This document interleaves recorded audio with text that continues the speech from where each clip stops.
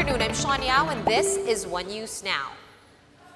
Senate opened its investigation into the allegations of massive corruption in PhilHealth today. To give us the details, joining us is News 5 correspondent Mean Los Baños. She joins us on the line. Mean, give us the lowdown on what has gone on so far. Yes, Sean, good afternoon. Senator Franklin Drilon was dumbfounded after hearing from PhilHealth that the actuarial life of the state insurer may only be good for a year. PhilHealth Senior Vice President Teresa Santiago said that the agency will not have a reserve fund for next year. This, as the expected net operation loss of PhilHealth amounts to 90 billion pesos for this year alone. And if the pandemic continues until next year, the agency will incur 147 billion pesos of operations loss. Santiago adds that PhilHealth may stop operations by 2022, and the only way to save the agency is for the government to give additional subsidy to PhilHealth. Top officials of the health insurance company were grilled due to the alleged corruption and misuse of funds.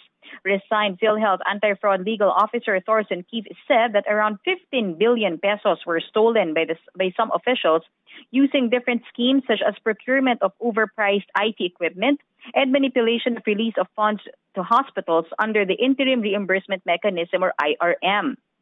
Senator Ping Lacson called out PhilHealth for releasing millions of pesos to hospitals which are not attending to COVID patients when the IRM was actually designed particularly for COVID-19 response. Lacson presented several documents showing that PhilHealth released as much as 45 million pesos to a dialysis clinic which does not treat COVID patients. Around 226 million pesos were also given to maternity care providers.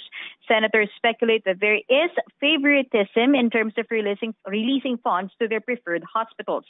But PhilHealth President General Ricardo Morales said he only allowed the release of such amount to the dialysis centers and maternity providers because they appealed to PhilHealth and asked for help. Other PhilHealth officials also said that IRM is not only designed for COVID referral hospitals, but to all hospitals since the whole healthcare industry is affected by the pandemic. But Attorney Keith recalled that Morales asked him to talk to Greco Belgica to fix the issue on the overpriced test kits, which the former anti-fraud legal officer did not obey. Board member Alejandro Cabading exposed the alleged corruption in the IT project costing around 2.1 billion pesos, which he thinks is overpriced. Cabading adds that some numbers in the budget's project and facilities did not add up. He believes that the management is tolerating fraudulence. However, Morales sees nothing wrong with the budget for the IT project. He says it only needs to be explained well to the board members since it is very technical. But Lacson recalled the history of anomalous procurement of IT products in PhilHealth, like the acquisition of 74.3 million peso worth of 24 network switches in 2018. PhilHealth requested for another batch of network switches in 2019, costing around 4.8 million pesos. But when it was audited, it only costs around 939,000 pesos. The second procurement did not proceed, yet it was approved. Officers of the PhilHealth failed to give a definite explanation to this. Meanwhile, Sean Morales admitted their estimated fraud index in PhilHealth is at 7.5%.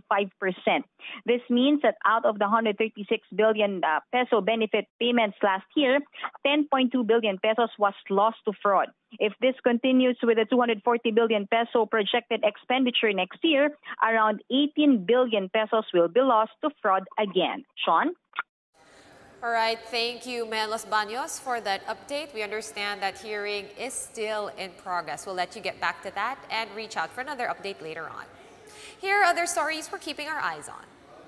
The Interior Department orders barangay officials in areas under MECQ to issue new quarantine passes to their constituents. The DILG said the barangay workers should be going house to house to distribute the new passes. Presidential spokesperson Harry Roque says the 2-week MECQ in Metro Manila and nearby provinces will have a negative impact on the economy. Roque added that the country's economy cannot handle another 2 weeks of lockdown.